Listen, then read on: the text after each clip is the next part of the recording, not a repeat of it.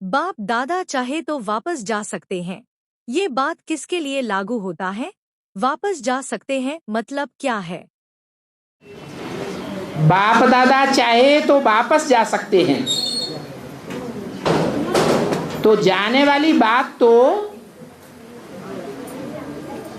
ऊपर से आने वाली आत्मा शिव के लिए है,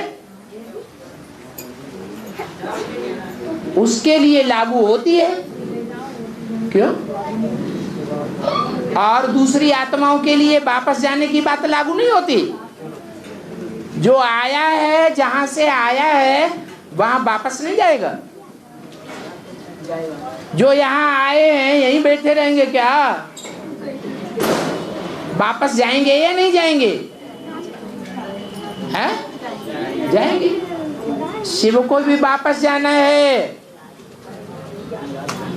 और शिव के बच्चों को भी वापस जाना है। बाकी चाहे तो वापस जा सकते हैं अभी भी। ये शक्ति बाप दादा के लिए बोली, शिव बाबा के लिए नहीं बोली। मुरली में शिव बाबा अलग आता है,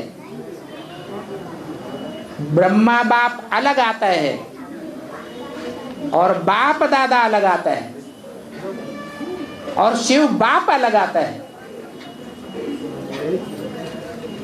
इन सब शब्दों का अलग अलग अर्थ लागू होता है।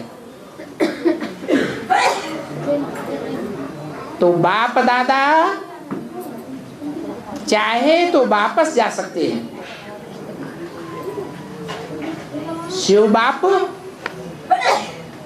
चाहता है तब वापस जाता है, आता है, या ड्रामा के प्लान अनुसार आता है और जाता है। ड्रामा के बंधन में बंधे हुए होने के कारण आता जाता है। उसकी चाहना है? शिव की चाहना होती है क्या? शिव की तो इच्छा ही नहीं होती। उसकी तो इच्छा मात्रम अविद्या। तो कौन सी आत्मा के ऊपर ये बात लागू होती है? बाप दादा है, राम और कृष्ण वाली आत्माओं के ऊपर लागू होती है। वो इतने तीव्र पुरुषार्थी हैं जो एक ही जन्म में साधारण सिपाही से भारत के सम्राट बनकर के बैठ जाते हैं।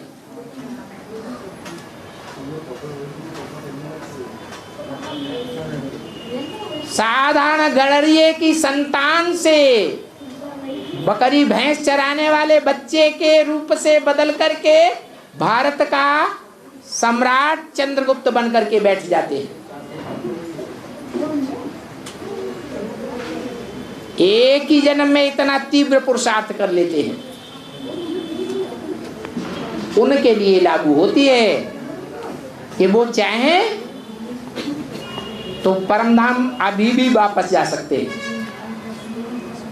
लेकिन क्यों रुके हुए हैं? बच्चों के लिए रुके हुए हैं। बच्चों को भी वापस जाना है नंबरवार पुरुषार्थ अनुसार। वो तो माता पिता की संतान है। माता पिता का घर जल रहा हो और बच्चे उस घर के अंदर, छोटे छोटे बच्चे जल रहे हो, तो जो सच्चे माँ बाप होंगे वो छोड़ करके भाग जाएंगे क्या? है? नहीं, पहले बच्चों को बचाएंगे। बच्चा बाप का प्राण होता है।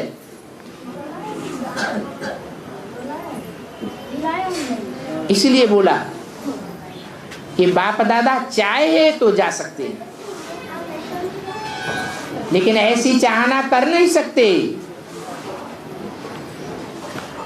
क्योंकि उनका विशेष पार्ट है माता पिता का।